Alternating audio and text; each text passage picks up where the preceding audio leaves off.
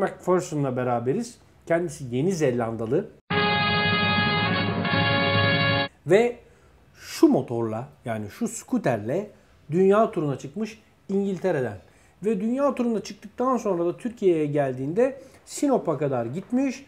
Ondan sonra da bir takım sıkıntılar olmuş ve geri dönüyor şimdi. Geri İngiltere'ye gidiyor. Vazgeçti Yeni Zelanda'ya kadar motorla gitmekten.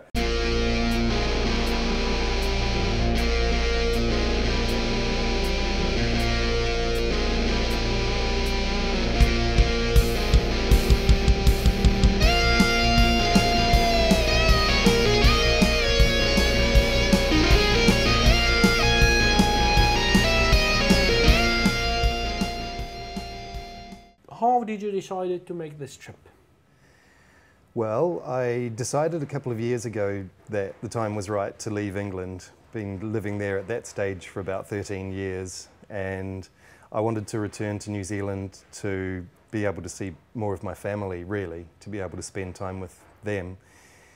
And about a year ago, my good friend, he and I were talking and talking about going back to New Zealand. And we got talking about the idea of making it a bit more difficult. And also, one of the reasons for moving to England was to be able to explore and see more of the world. So I thought I'd combine those two ideas and travel overland as much as I could. And the original plan was to ride from Turkey into Georgia, then into Russia, and cross Russia, and then go to Japan from there, where I'd finish the route. But I'd thought that I would go into Russia, go up as far as a place called Yekaterinburg, put myself and the scooter on the train, cross the bulk of Russia over 5 days, save myself 2.5 weeks of riding and 4,500 kilometers on the train. Trans-Siberia Express. Yeah.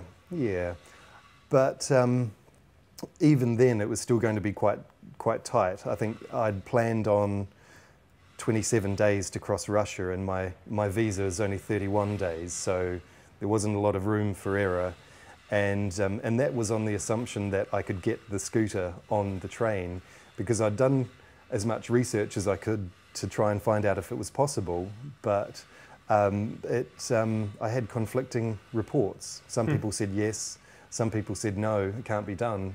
So it was a bit of a worry to think that I might go to Yekaterinburg and then be told no, it's not possible, or be told yes, but it's going to take 2 weeks or however long. So there was that cloud hanging over me. What, you didn't decide to go from south, from India, from Bangladesh? Got to cross Burma, and you can't ride through there. Why? They cut heads? No, the government says you can't. I met a guy in Sinop who was from Malaysia, and he was a traveller? Yeah, he was riding a motorcycle as well with his wife, and he came from Malaysia with his bike, but he had to have it flown to Nepal. Mm-hmm. Because he couldn't cross Burma, and I've read several books of people's journeys, mostly from Australia to England, and they've said the same thing. You've got to freight your bike. So the idea of going through India, Pakistan, and so on, it was appealing, but it was obviously. Maybe you could also visit Afghanistan. Maybe. You never know. Life is full of surprises. But yeah, obviously it was going to cost a lot more. I've been trying to do this on a very limited budget, and the budget just wouldn't stretch to that. So you decided to go back to London. Yeah. For anyone who'd like to make a trip, on a world trip, on a motorcycle, what would you advise? Probably think very carefully about who you want to go with, or whether you want to go on your own, because I've found that being on my own has been great, and the upside is, of course, you have to interact with the local people wherever you are. You can't rely on someone else to do it. So that has been great. That's really forced me out of my comfort zone. But then there's been times when it would have been great to have had some company, you know, to share the experience and to... A lady? Well, ideally. I see, but that will be much more, how to say, difficult and dangerous then, wouldn't it be? Depends on the lady. It depends on the country also. What did surprise you on this trip? The most surprising thing and most nice surprise you had on this trip? The nicest surprise for me was going into Bosnia and Herzegovina, because imagine that it was going to be the Wild West, you know, that it was going to be pretty scary, you know, a pretty scary place. Maybe I should have done more research, but I had a preconceived idea of what it was going to be like. And when I got into the country, I'd come from Croatia, and where I came in, it was just beautiful. It was a forest, a national park. The roads were perfect, you know, for me and for the scooter. For something faster, that'd be more fun, of course, but you know, just perfect road surface, perfect corners, beautiful scenery, just amazing, and it wasn't nearly as scary as I'd imagined it was going to be. So, and the people was okay? People were great, yeah. Probably when you have a very big and expensive bike. Yeah, I would say so.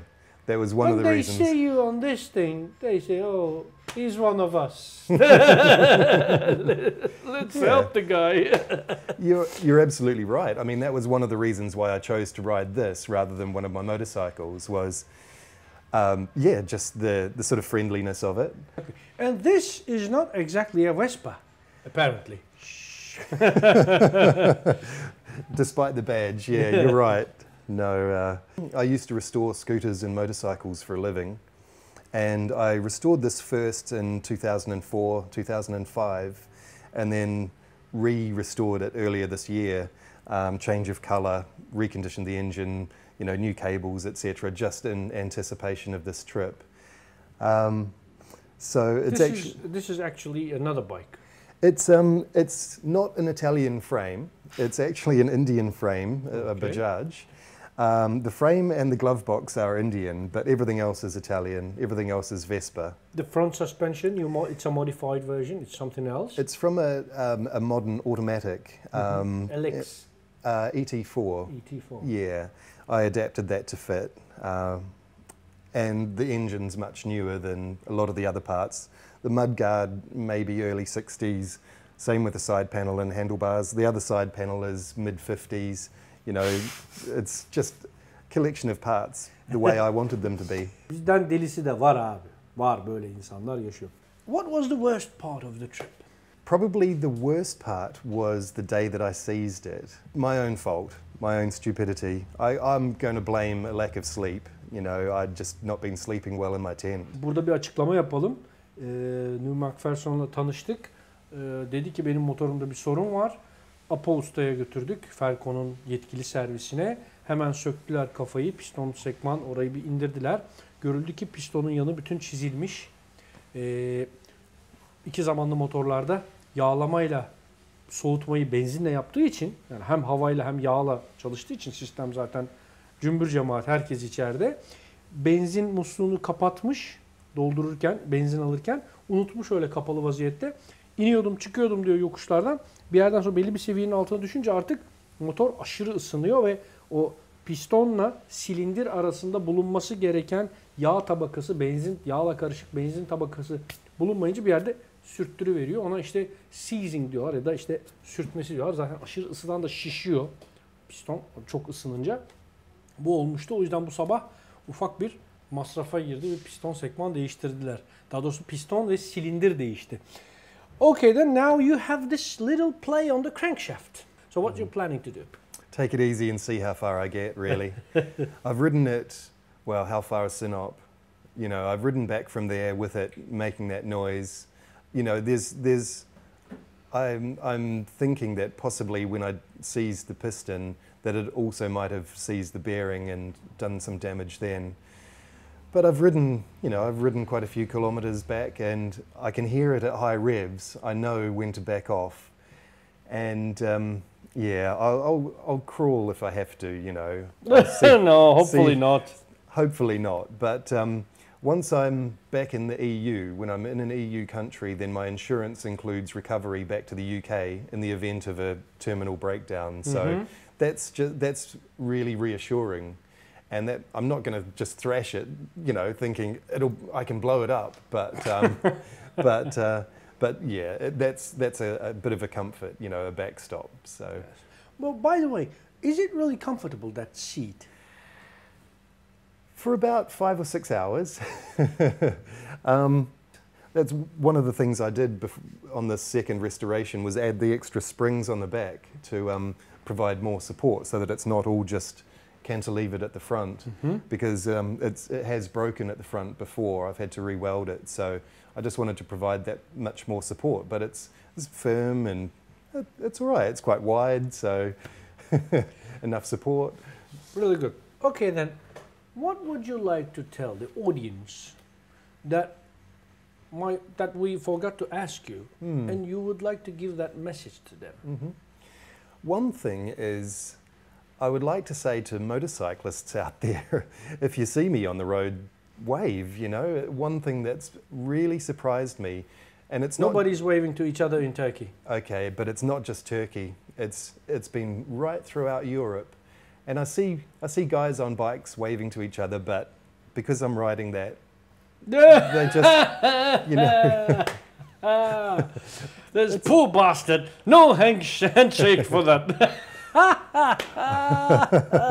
I mean, yeah. Bu çok önemli. Diyor ki yani hani Avrupa'da bir sürü adam görüyoruz motorla giderken birbirine selam veriyorlar ama bana kimse selam vermiyor ya, ayıptır, bize de selam verin diyor. Thank you very much. Thank you. And have a nice trip back home. And when will we be leaving Turkey, Istanbul? Well, I don't know. I'm waiting for my green card insurance document to be sent to me. So however long the post takes, could be weeks. But we'll see. Okay. Yeah, no hurry. Okay then. Okay. Thank you. Thank See you. New McPherson.